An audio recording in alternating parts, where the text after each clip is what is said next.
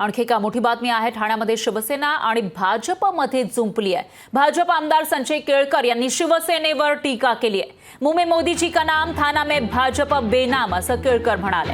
ठाण्यात भाजपला सापंत वागणूक दिली जात असल्याचा आरोपही त्यांनी केला आहे। कार्यक्रम महापालिकेचा नाही तर पक्षाचा होता असं स्पष्टीकरण त्यानंतर शिवसेनेचे नरेश म्हस्के यांनी दिलं आहे। लोकसभा निवडणूक जवळ आली असताना ठाणे जिल्ह्यामध्ये भाजप आणि शिवसेनेमध्ये धुसफूस वाढलेली आहे। ठाणे महापालिका परिवहन उपक्रमाच्या तिकीट सवलत योजनेच्या उद्घाटन कार्यक्रमात डावलण्यात आल्यानं भाजप आमदार संजय केळकर यांनी शिवसेनेवर टीका केली। ठाण्यात महिला आणि ज्येष्ठ नागरिकांना मोफत प्रवास योजनेच्या उद्घाटन सोहळ्यावरून केळकर यांनी केला। तर हा कार्यक्रम महापालिकेचा नाही आपल्या पक्षाचा होता असा दावा शिवसेना ठाणे जिल्हा प्रमुख नरेश म्हस्के यांनी केला आहे। पण यामुळे ठाण्यामध्ये महायुतीमधीलच दोन मोठे पक्ष शिंदेची शिवसेना आणि भाजपमध्ये जुंपल्याचं दिसतंय।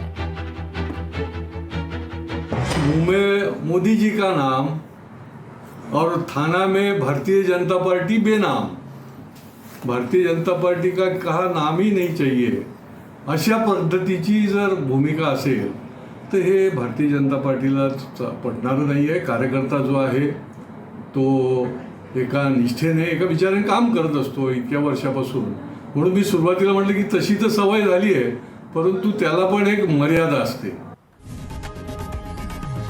लोकशाही मराठी ऐका, पहा, जागरूक रहा।